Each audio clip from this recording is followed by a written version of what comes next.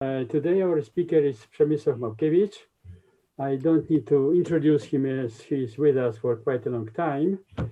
The title of his talk is Primordial Fields in Quantum Cosmological Spacetimes. Please, Przemek, you can begin. Okay, so hi everyone. So it is always a pleasure to be speaking at this seminar. So today I will tell you about primordial fields in quantum cosmological spacetimes, a framework which has two nice features. It is relatively simple and it is physically relevant. It is physically relevant because it can be used for formulating theories of quantum origin of primordial structures in the universe that can be complementary or even alternative to inflation. And my main interest in this framework is that I'm interested in the role of symmetries in this framework, because I believe that one should explore these frameworks with reduced number of primordial symmetries, for example, reducing the isotropy.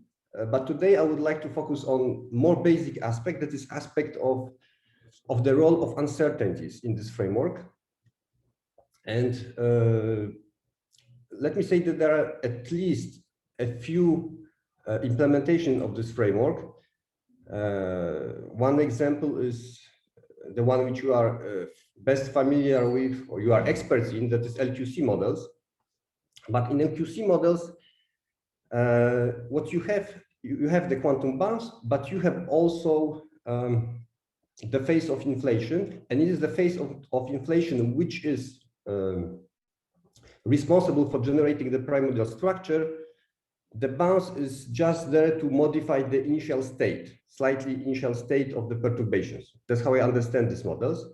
There's also another group of models in which it is the bounce itself and the proceeding phase of contraction which generates the primordial structure. And in this talk, I will adopt this point of view.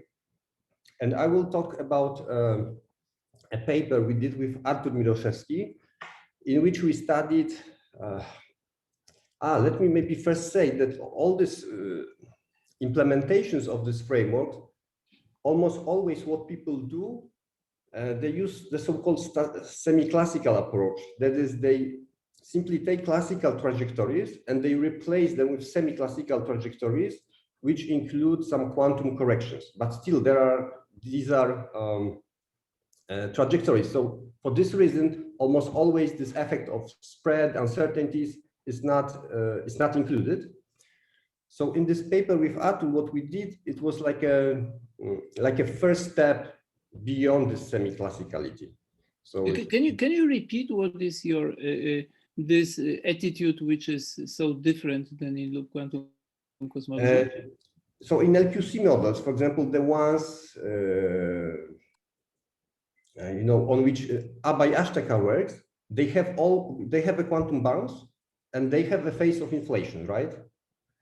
And this is the phase of inflation after the bounce, which generates the primordial structure, gives you the primordial amplitude spectrum of density perturbations.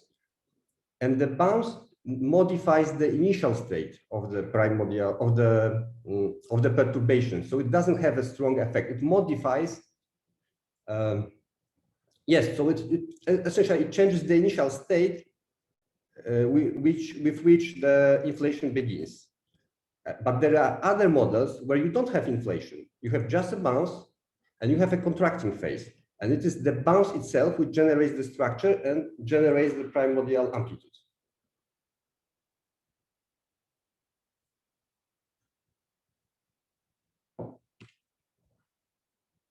Okay, so let me move on. So first I will start with a general framework. I quickly recall the basic tenets of Hamiltonian theory of cosmological perturbations. And then I will give you what I believe to be the most general dynamical law of perturbations in quantum spacetime.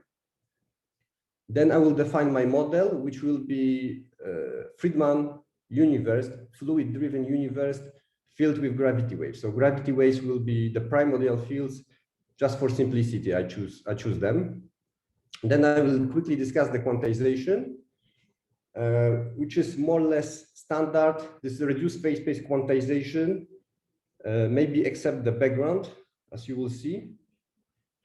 And then I will study the semi-classical dynamics of this model. So I will show you how the primordial amplitude is generated. And then I will move to the WKB universe, in which I will include the dispersion, and I will have the extra parameter in this model to control the amount of dispersion. And then we will see how this primordial amplitude of gravitational waves, in this case, is different from the semi-classical case. And then I will conclude. Okay, so let me start with recalling the Hamiltonian theory of cosmological perturbations. So I will work with the ADM formalism. I will split the geometric and other variables. In this case, it will be just geometric, into the perturbations and background quantities, Qij bar, and delta Qij is the perturbation of the metric. You have perturbations of ADM momenta. You perturbs as well lapse. So now this N denotes the homogeneous part on the lapse, and this is the perturbation of the lapse, and the same with the shift. And then you expand the ADM Hamiltonian up to second order. And to find the constraints, you variate with respect to the shifts and lapse and perturbations, and you neglect the second order effect. So you have a zero order Hamiltonian, and you have 4 linear Hamiltonian constraint, and you have 4 linearized constraints, right? So the difference with the full GR is that there is a non-vanishing part of the Hamiltonian. This is because the linearized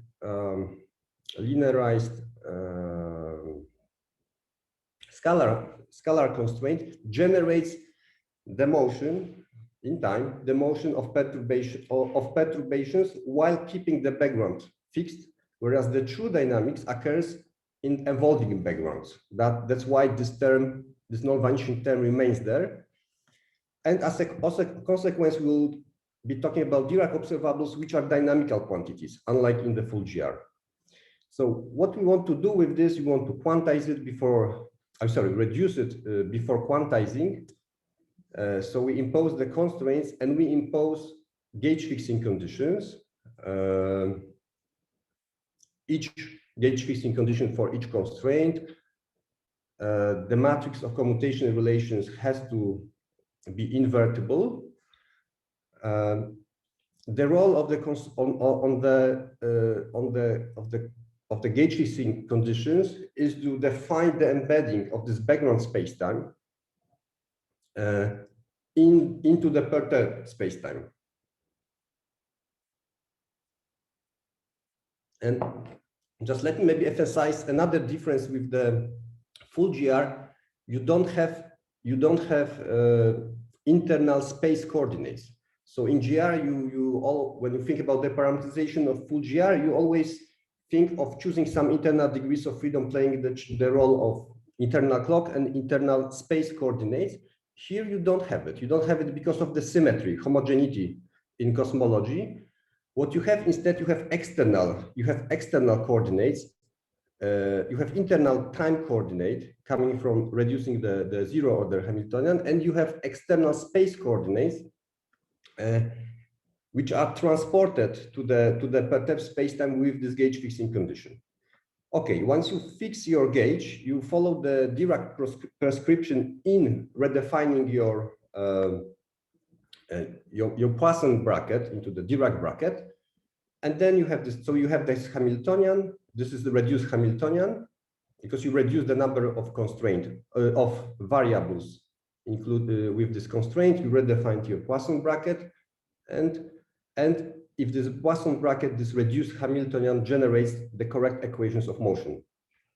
But with one difference, that when you use this Hamiltonian to form the Hamilton equations, you have to neglect the back reaction. You have to neglect the second order effect. And this is, of course, consistent with the linearization of Einstein field equations. So this is what you want to do. Another reason for this is that this physical degrees of freedom, they satisfy only first order constraints. So they are not meant to express higher order effects. So what we get this Hamiltonian, and we had the condition of no back reaction. And now we want to quantize this framework. And this is the main difference that we have with usual perturbation theory in quantum mechanics, when we have a Hamiltonian and we split it into a soluble part and small perturbation. Here already at the classical level, we don't have the full Hamiltonian. So we want to quantize something which is a truncated Hamiltonian. And this Hamiltonian is this Hamiltonian plus the no back reaction condition. And now the question is whether there exists a consistent dynamical law for this classical Hamiltonian, consistent quantization.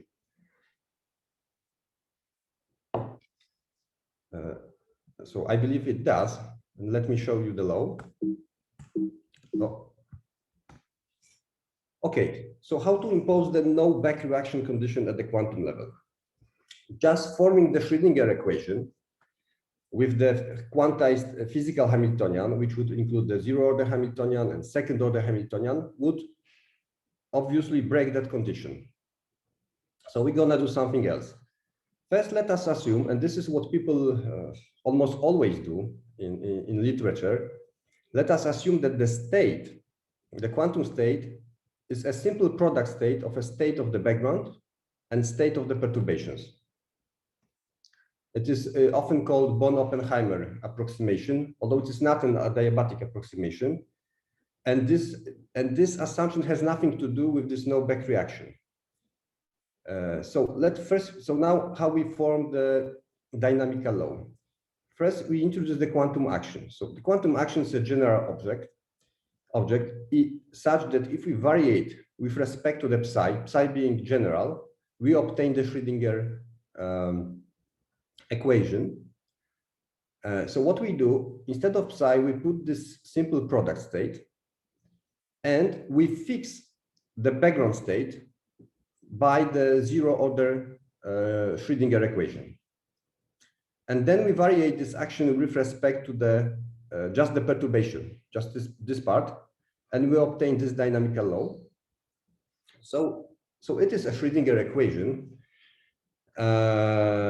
which is generated by or given by the expectation value of the second order Hamiltonian in the background wave function.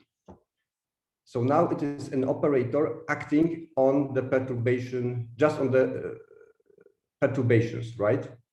Perturbative degrees of freedom. Yes, but in derivation of this law, we had to assume this. That is, we assume that there is constantly taking place some sort of projection into the given background that we fixed from the beginning.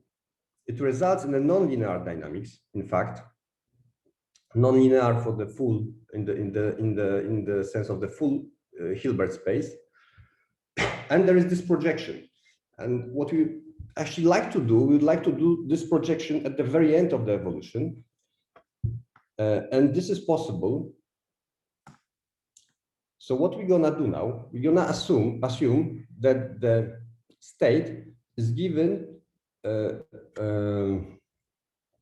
just a combination of this kind of product states, and there can be infinitely many terms. So this will give me a general decomposition of any state, which is a full state, yes, which belongs to this full Hilbert space. And I will assume that these background states, they form orthonormal bases, right? And moreover, that they are fixed by zero order dynamics in accordance with the no back reaction condition. So this relation is... So they are not anymore coherent states, those background states. I didn't say anything about coherent state. Yeah, but it would make, I see. So there can be proper quantum states, not necessarily semiclassical. Yes, it's very general. I think it is the general formulation of the theory which you can get. Right. So then you plug it in to this quantum action, and you vary it independently with respect to each of the perturbative states here. And you will get this matrix dynamical law, with n being in general infinite. And this dynamical law, I believe, is the most general dynamical law. It has nice properties. Namely, unlike the previous one, it is fully linear. It is Hermitian due to this condition, the matrix Hermitian, and it obviously doesn't depend on the particular orthonormal basis that you choose. If you choose another orthonormal basis, you will have just a unitarily equivalent formulation of this dynamical law.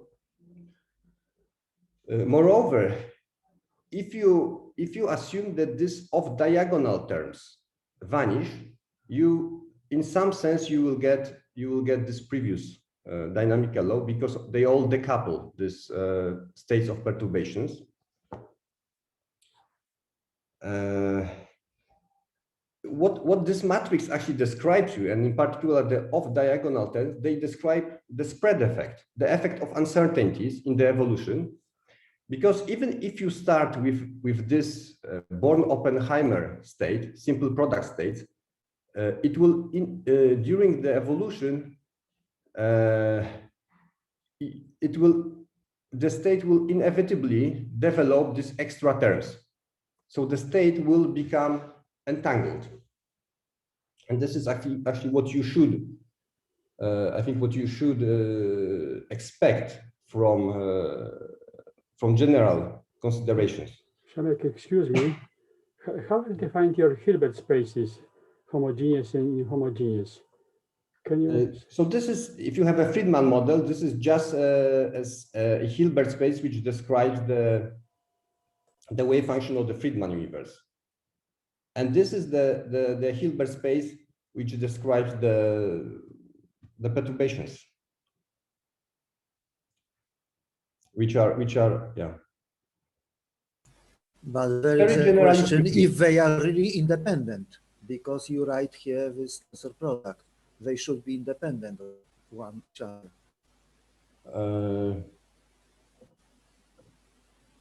What do you mean? They are independent. They depend on completely different degrees of freedom. Yes, they are completely different degrees of freedom. So you have a background as homogeneous space-time, and then you have inhomogeneous perturbations. No, but perturbations are exactly on the same variables as homogeneous, yes? No. No? So classically speaking, you would have some, so the perturbation variables, which I used this delta before. So these are fields which describe perturbations, and you have also zero order quantities like scale factor and Hubble rate, which are here, but they are also appearing here. So this is a second order in the perturbations. No, okay.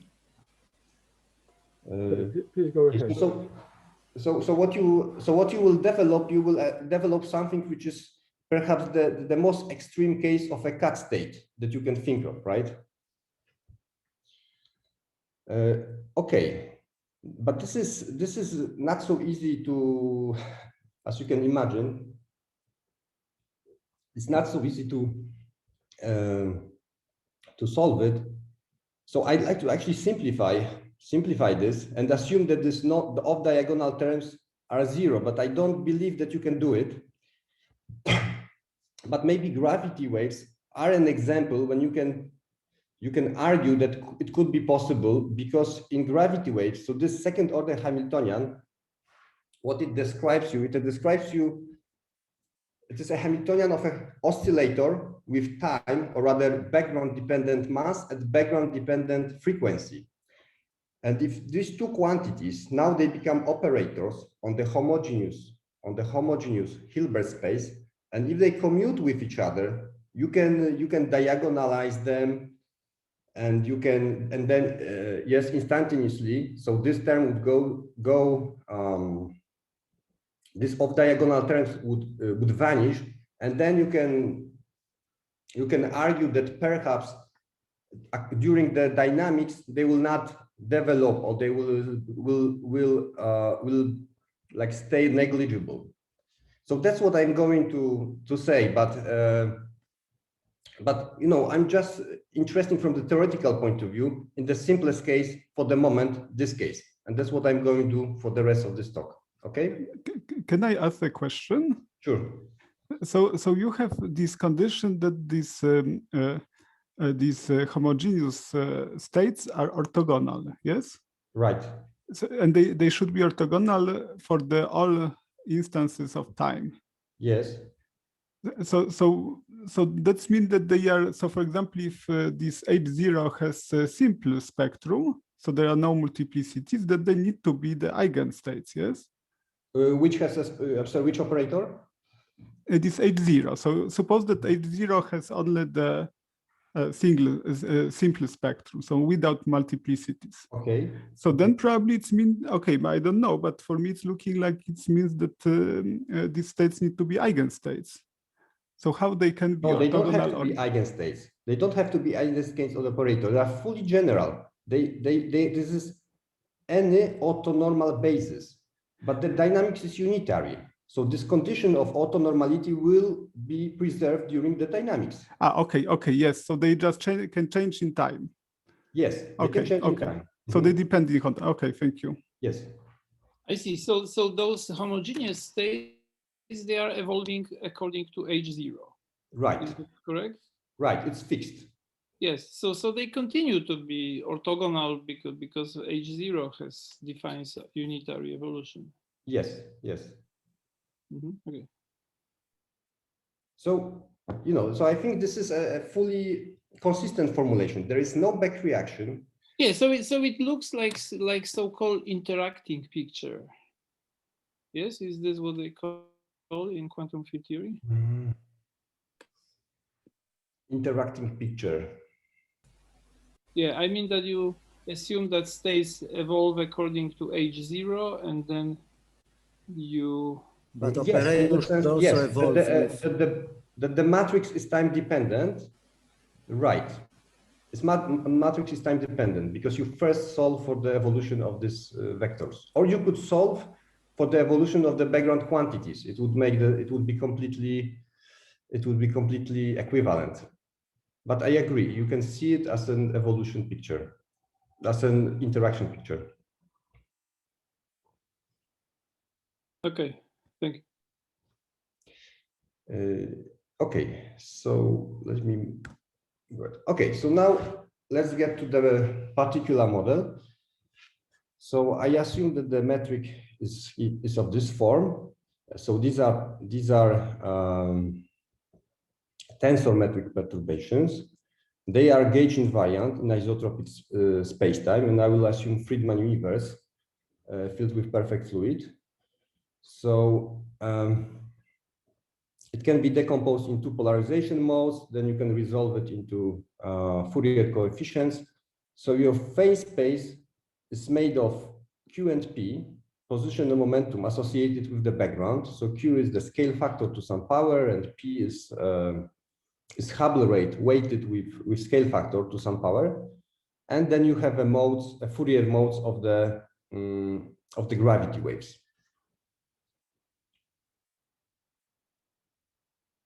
So now you have, so the classical Hamiltonian is made of the zero order term and second order term. I use the fluid variable to play the role of time. So I reduce the zero order constraint with respect to this fluid variable. So this is already a physical Hamiltonian. It is just a freely moving particle on the half line, right? Because the scale factor is positive. And then you have the second order Hamiltonian, which is this oscillator with time or background dependent mass and background dependent background dependent frequency. So k is the wave vector, and this is formulated for all possible fluids, with W being the ratio between pressure and energy density, being any parameter, any reasonable parameter. Yes, and that's it. So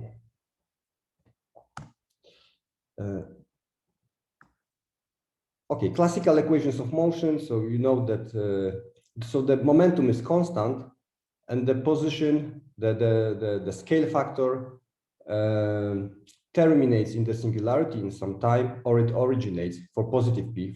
On expanding branch, it originates in the singularity in finite time. Whereas to the gravitational waves, you often go to the internal conformal time. That is, you rescale your internal time in such a way that this is the conformal time. You also introduce auxiliary field mu, which is just h, the gravity wave amplitude defined by the scale, multiplied by the scale factor, and satisfy this equation of motion. And so this is the gravitational potential which arises from the dynamical background. This potential is singular at the singularity. It blows up like 1 over eta square. The solution is a combination of Hankel functions which are finite but discontinuous at the singularity. But if you look at the amplitude of gravity waves, you have to divide it by scale factor. So the amplitude of the gravitational waves will blow up at the singularity. So this is the classical picture. And now let's see how does quantization modify this picture. Okay, so this is our phase space again. Well, because Q, the phase space doesn't admit the usual group of translations that is needed for canonical quantization because of the boundary at Q equals 0. So I will do something which is called affine quantization. That is, instead of P, which is not self-adjoint operator, I will use dilation operator, which is the multiplication of position and momentum operator. They satisfy this algebra with Q, and together with Q, they form this affine, this unitary irreducible representation of the affine group of real line. So you have a 2-parameter group which satisfy this combination law. Okay, there are many ways you can quantize, but let's say here what we do, we have p squared, just a kinetic term, and we have d over q squared, the Hamiltonian. So there are some possibilities for orderings, and usually you will always have a Hamiltonian of this form, whatever orderings you choose, with this kind of repulsive potential. And this operator, this k can be as large as you want. If k is larger than 4/3, it is self-adjoint or equal.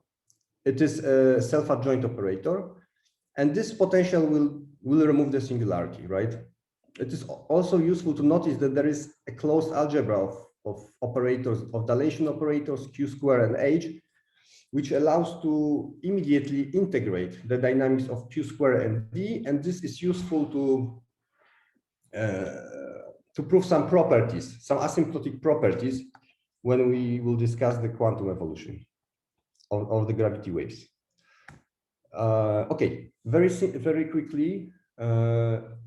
So you can take a semi-classical viewpoint on this Hamiltonian, and you will obtain such trajectories, semi-classical trajectories, due to this repulsive potential. So these are equipotential lines.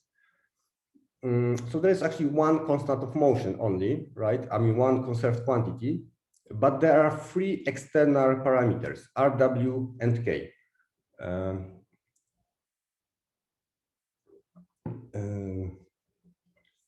So this is a finite universe model, and we don't know how large is the universe. So we assume that is R times larger than our observable universe, and we extrapolate its state, saying that the state outside the observable patch is exactly the same as the observable patch. So So choosing this R will tell us how we can actually place our universe on which trajectory. Here we have to place our universe, right? There is W, which is a fluid content, and there is K, which is the size of the repulsion. Okay. And then you can just see that, for example, the volume of the universe at the bounds. So this has such a dependence on K and R. So these powers are always positive. So the larger the repulsion, obviously you will have the larger size of the universe at the bounds. Now, the larger the universe, it means there are more energy in the universe, and it is more difficult to counteract this energy which drives the contraction. So the size is, of course, smaller of the units and the bounds. And the inverse relation holds for energy density. Okay. So now we take the second order Hamiltonian. We quantize it in this way. So I mean, I just cover it with hats.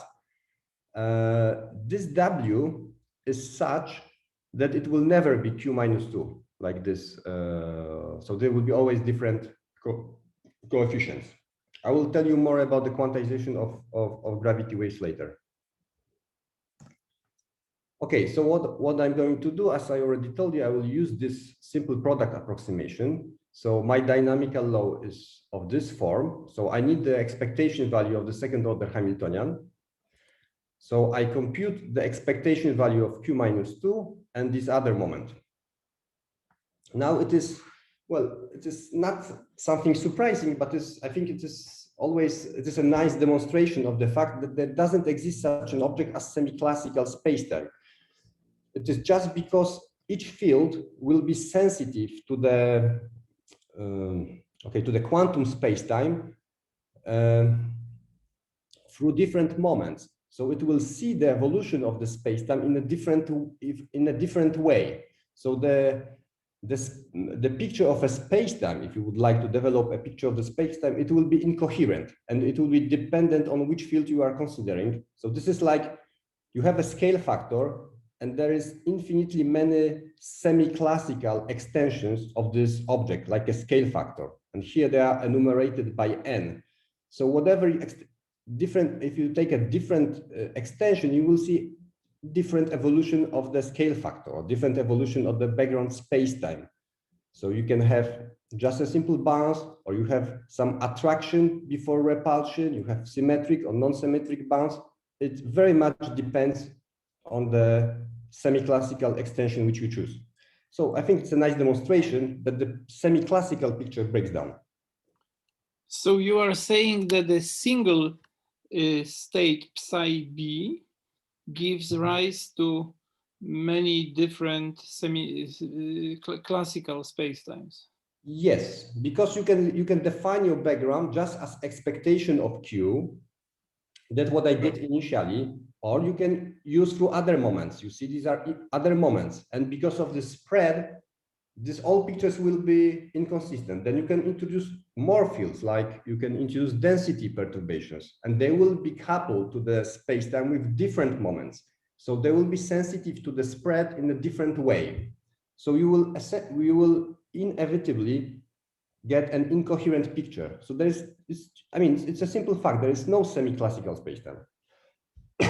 I mean, there is a semi-classical spacetime in the sense when the dynamics is classical when you are away from the bounce. But saying that there exists a semi-classical bounce, I mean, it's useful. It's a useful picture, but it's not, it's not very coherent. Okay. So now, in analogy to the classical case, we'll introduce auxiliary fields. The mu, which is the scale factor times h. Again, you have a freedom to choose your moment, particular moment, which you want to use. It is completely irrelevant. I mean, it will affect the dynamical equation, but it cannot affect the physical predictions. So you just do it for convenience. And you do the same with time. So you redefine your time using the expectation values of some moment. So I chose Q minus 2. because it led to this rather simple equation of motion for the gravitational waves. So I'm using this auxiliary field mu.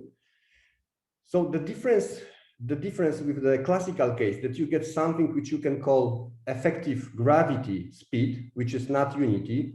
But of course, again, there is no semi-classical spacetime, so it is not gravity wave speed. It's just a nice name, a useful name. And this is a composition of two moments, and using this closed algebra which I showed you, you can show that that asymptotically this is not unity, but it is constant. It always converges to a constant in asymptotic past on asymptotic future. This is the gravitational potential coming from the quantum background. So here it is q minus 2, which plays the moment q minus 2, which plays the important role. You can also prove that away from the bounds, this potential becomes classical. So you see here, actually, for the gravity waves, because this actually doesn't play a leading role. So we can show that in case of gravity waves, it is a semi-classical factor. It is a scale factor which is defined in this way, which plays the role of a spacetime. Okay, so that's what I was talking about. That for different fields you will have different powers of A, so you will have different scale factors and different semi-classical spacetime.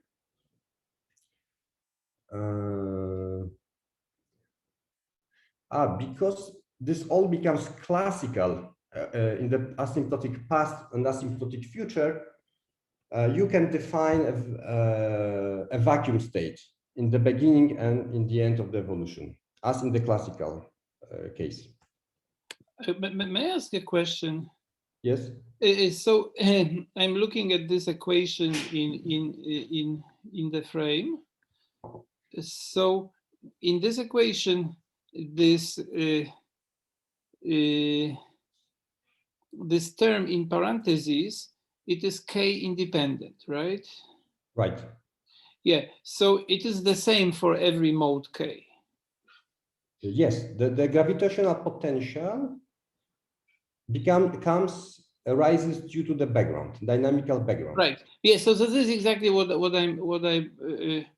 I'm thinking about. So you may consider this term in parentheses. You may replace it by a similar term produced by a classical spacetime.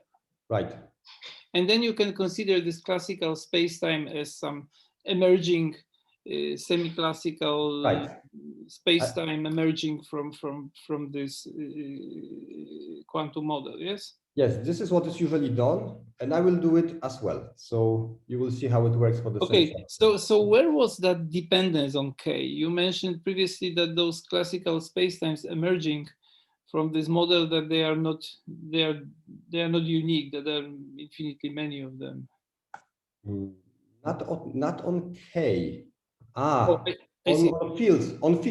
On particular fields. It means that if there exists such an object as spacetime, you could define dynamical law for any field you want, because you know the spacetime, so you can guess what is the propagation equation. But in fact, this is due to the moments, and the moments are, and because there is a spread in the quantum state, they will be sensitive. They will have a different picture of the dynamics of these background quantities, let's say. Yeah. So when we consider similar equation in case of loop quantum cosmology, then this term in parentheses, it in case of massless perturbations, it was k independent. However, in case of massive perturbations, when perturbations have some rest mass, then it involves some extra work.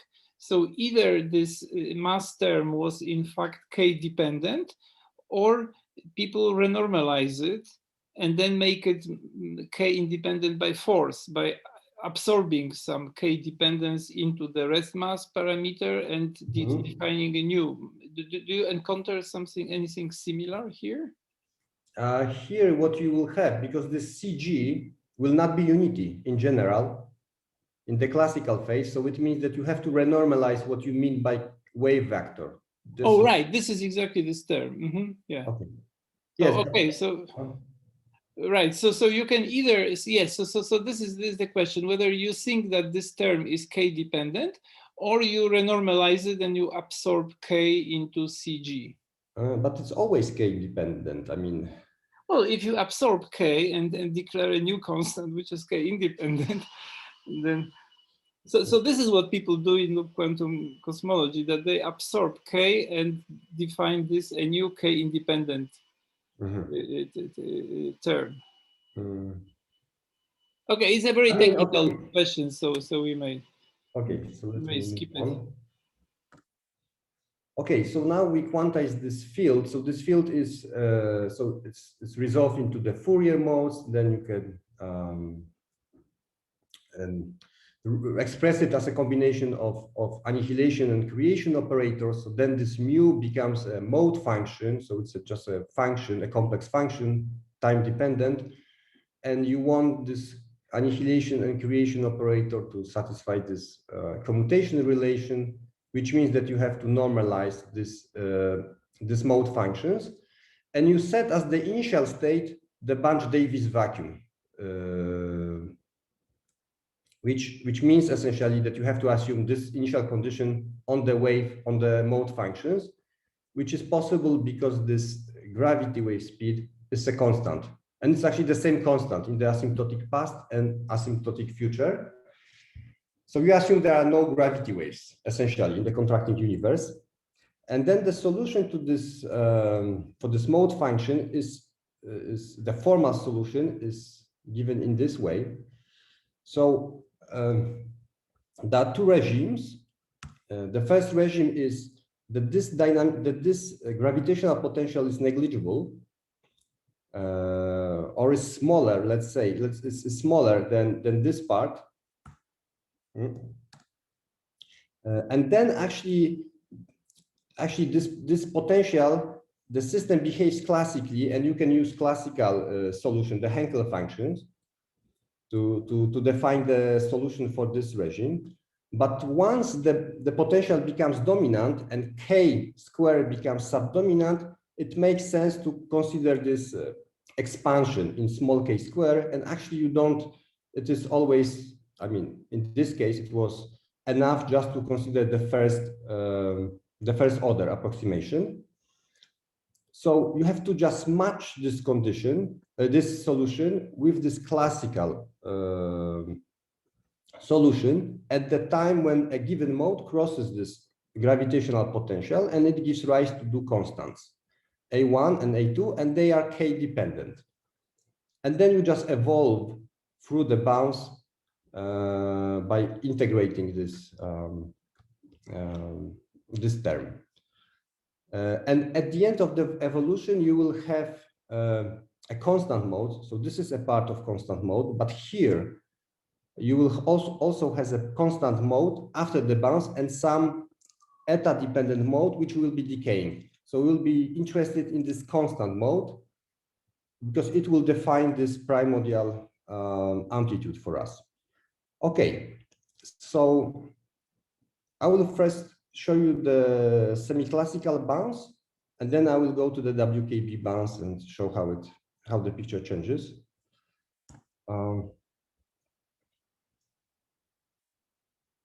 So in the semi-classical dynamics, you assume that this probability density in Q representation is just Dirac's delta, when Q is the expectation value of the Q operator in time. So of course, there is only one, I mean, all the moments are trivialized. This gravity wave speed becomes unity, and the equation of motion reads this. So it looks exactly like the classical equations of motion, with this difference that this Q is now given by the semi-classical trajectory, right? So instead of this dynamics that you have you start with the singularity and you have an expanding universe, you at some moment of time you had a bounce and there was a contracting phase, and it's all controlled by just one parameter k. Now, what about gravitational potential? So this is this, if you contract the universe, so this gravitational potential will blow up at the singularity, but in this semi-classical picture, you will have regular potential and symmetric, and it will decay in the far past. So now, what is the final state? The final state of perturbations is a squeezed vacuum for two modes of standing waves, and moreover, so there are two modes of standing waves, and it just means that you don't know what will be the knots of the standing wave. So this is completely random. So this, let's say, spatial phase is completely random in the distribution of these standing gravity waves, but the temporal phase is not random. They emerge coherently from the bounce, and you can use the standard coherent state representation to find out what is the probability distribution. So you take this Bunch-Davies initial state and you express it in the representation of coherent states, and these coherent states are defined with respect to a new vacuum which you have in the asymptotic future, yes, after the bounce. Actually, you can do it. You can define instantaneous vacuum. So you can express the evolution of you can find the evolution of this probability distribution in time as well. And it will depend on this time-dependent coefficients, beta and alpha, which are the Bogoliubov coefficients. So here's what you have in the beginning. You have a vacuum state. So the probability distribution is just, is spherical, just the vacuum state. And then due to the evolution, this vacuum becomes squeezed. That is, it's extended in one direction and squeezed in the other direction. And it's full of particles. And this phase with which so on one axis you have the amplitude of the gravity wave, and on the other you have its velocity, right? And this phase, temporal phase, is equal for all modes. So here you see this temporal phase, and if you go for smaller and smaller wave numbers, it will become constant.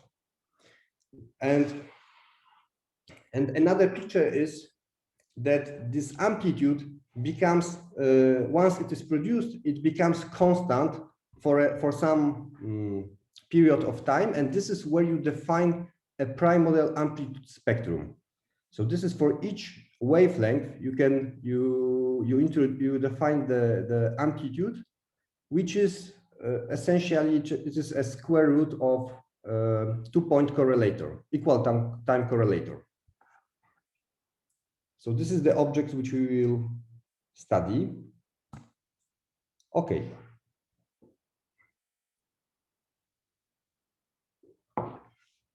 So this is the semi-classical evolution of the amplitudes for a few modes, as you can see here, in the universe filled with this fluid. And as the universe contracts and approaches the bounce, the amplitude starts growing, and it grows rather rapidly, and then it becomes constant. And it becomes constant for a significant part of its period, and then it decays and starts oscillating. And it happens with all the modes. Of course, the longer the mode, the longer it stays constant before starting oscillating. And now you can also ask, what is the dependence of this amplitude on the wavelength? And it all depends on the fluid. And if the fluid has positive pressure, the spectral index is such that the shorter the wavelengths, the larger the amplitude. So this is essentially what happens. So this is k, the larger k, and shorter wavelengths, you have larger amplitude. For a dust universe, this amplitude is scale invariant, and for negative fluid universes, this this amplitude spectrum is red tilted, so the amplitude is larger for larger wavelengths. And we can find an analytical expression for this primordial amplitude spectrum, and it reads this, where k star is some pivot scale, and of course it depends both on r and on k. The larger the universe, so the larger r, the larger the universe, there is more energy, and universe contracts more before bouncing, so the amplitude, the generated amplitude will be larger. And of course, the larger the k value, the repulsion, the shorter the contraction is, and the generated amplitude is smaller.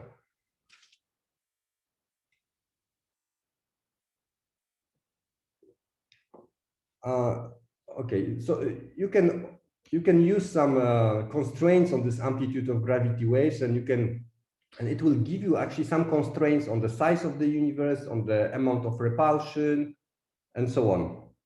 But I won't be going into this. Let me now come to the main point of this talk. What happens if we introduce the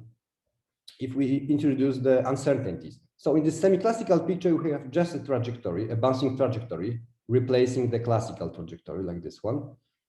In the quantum, in the full quantum or fuller quantum case, we would have probability distribution in Q here, which evolves with time, bounces, and then expands.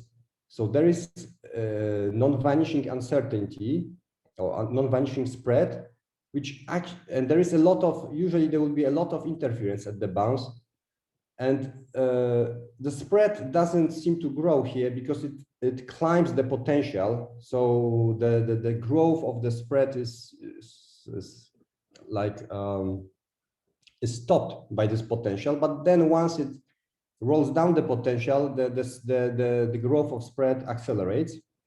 And if you say, if you use this full wave function of the background, we have chosen an example of such a wave function, you will see that now the effective gravity wave speed is not a constant, but it has some non-trivial dynamics in the vicinity of the bounce. And the gravitational potential can also be very complicated. It can have negative parts, can have more than one maximum. So now this primordial field will be sensitive to these effects, and let's see how.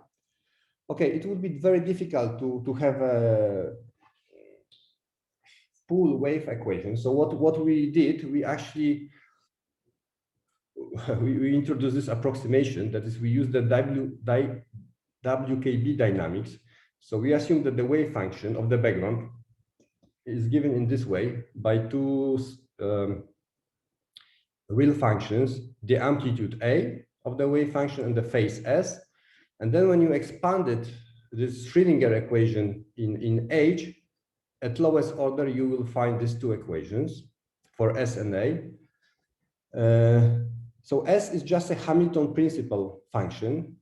Notice that this is not the classical Hamiltonian, but semi-classical or quantum. It must come from quantum Hamiltonian, so it will have this repulsive potential. And the solution is the Hamilton's principal function, which is the action in which you integrate over these semi-classical trajectories. Starting with some initial data, you integrate until some point in time and position t.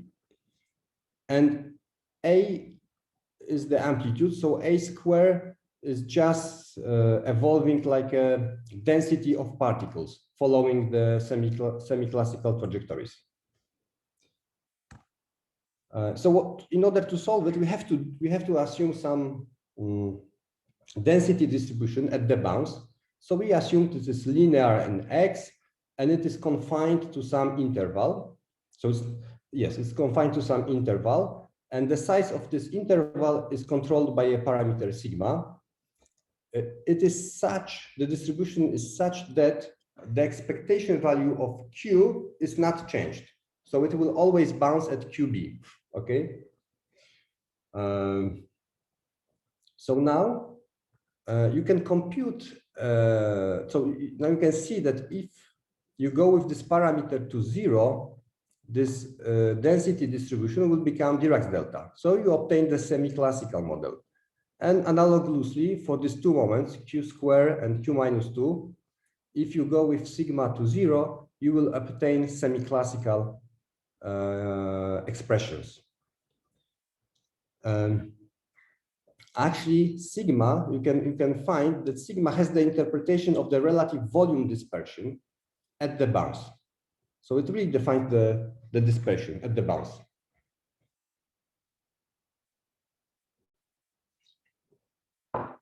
So now we have instead of one equation of motion, we have a family of equations of motion enumerated with this parameter sigma. And the gravitational potentials change with sigma. So the solid line represents the semiclassical model, the gravitational potential in the semiclassical model. The dashed potentials represent the potential in the WKB universe. This is for the fluid case. So, I mean, this changed maybe of the potential looks somewhat artificial. It is because of this WKB approximation, but nevertheless, it does the job of introducing the spread. And this is how the effective gravity wave speed changes. Actually, it is actually irrelevant because it becomes different from unity only in the vicinity of the bounce, where we assume that this is gravitational potential which is dominant, so it will make this part only less dominant. And we make the computation. So this is an example of a mode, one mode in the universe with this fluid. And you see that the dashed line represents the semiclassical gravity wave. So it's excited, then it becomes constant, and then decays and oscillates. And this is the dashed line represents the WKB gravity wave. It behaves very analogously, except for the amplitude is slightly smaller. There is also, you see some phase shift, but this is something which we didn't study. We just looked at the amplitude here. And what we found that the spectrum of the gravity waves in the WKB universe is exactly is the spectrum of gravity waves in the semiclassical universe with this overall factor, depending on sigma. And what it does, it generally suppresses the amplitude. And this is here we see the sigma, and here is this factor. So for positive pressure universes, the suppression is really small, minor. But for very negative pressure universes, the suppression can be actually as small as you want. But what is important that it doesn't change the dependence of the amplitude on the wavelength. It just changes the overall. It just introduces the overall factor. And actually, it is the way we understand it is because I'm finishing right now. The way we understand it. So what happens is, you know, that if the gravitational potential is subdominant and this k square term is dominant, then you have a classical solution. But at the crossing of the potential, you match this solution onto this solution, and then this is where you get your two factors, which are k dependent. And the factor is not changed in the following evolution. What can change is just the value in front of this coefficient. depending on the gravitational potential. But this actually comes from the classical part of the potential. So it will be unaltered by the quantum spread. That's why you don't get the spectrum altered. What you get, you get this overall factor. So I will finish now.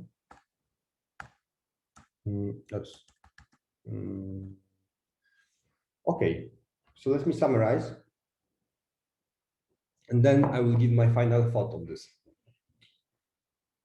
So I showed you that the full dynamical equation for the evolution of linear perturbations on a quantum background leads to the multiverse scenario or entangled state. We can say that quantum spread of the background geometry influences the propagation of linear perturbations in the universe, and a rough estimate can be given by the WKB calculations, and it gives the nice things, it gives analytical result as a function of the value of the spread. So the result is that the spectral index is insensitive to the spread, whereas the over amplitude may be significantly suppressed, but only for negative pressure fluids. You can have further questions. For example, whether this suppression is a generic feature. If it were, probably what you would need is just Schwarz inequality to prove it, but we were not able to prove it. Maybe we'll have to give it another try. But I think that it is not a generic, that maybe that you don't have to get suppression every time you introduce the spread. So maybe we could study other WKB state.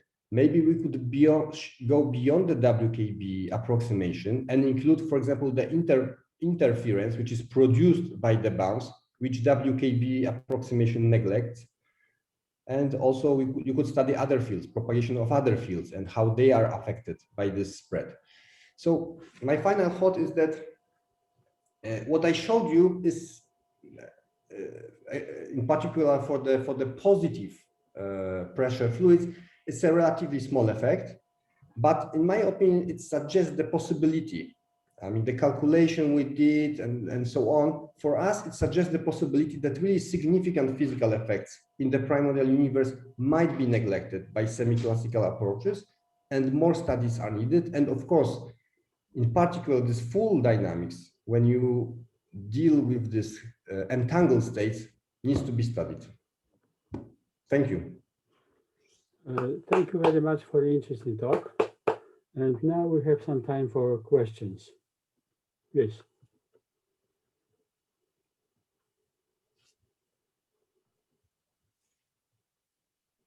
Okay. Some comments, remarks? We had many questions. So could you compare with the results of the models which are on the loop quantum cosmology background? In loop quantum cosmology, I have seen one paper by Abay Ashtekar, Aguyo, and someone else, where they were studying this spread effect in their model. But I don't know, perhaps it's because it was much more complicated, I don't know, but they used just numerical, it was just a numerical study. Mm-hmm. And I know, and for me, it was very inconclusive. So they studied just a few initial conditions numerically, and it seemed very, very numerically involved. And they didn't find, I think, any spread effect.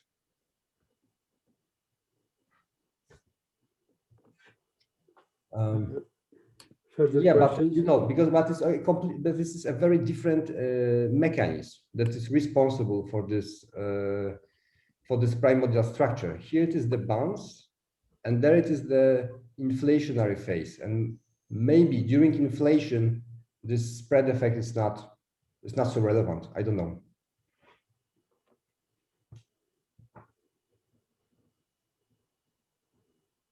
Yes, but what I like about this model is that, well, this is the bounce, right? Which is the generator of the primordial structure. And this is what is always interesting to look at, because in principle, it could challenge the inflationary paradigm, which I think we should do. We should do, as long as it is not confirmed like with 100%. It is always good to have some challengers for the leading paradigms, and this kind of models can provide such challengers.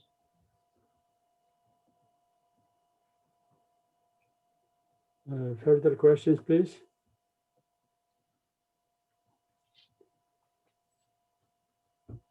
I can't hear any. So many thanks again for your nice talk. And so we close the formal part of our meeting, but after that we can have an informal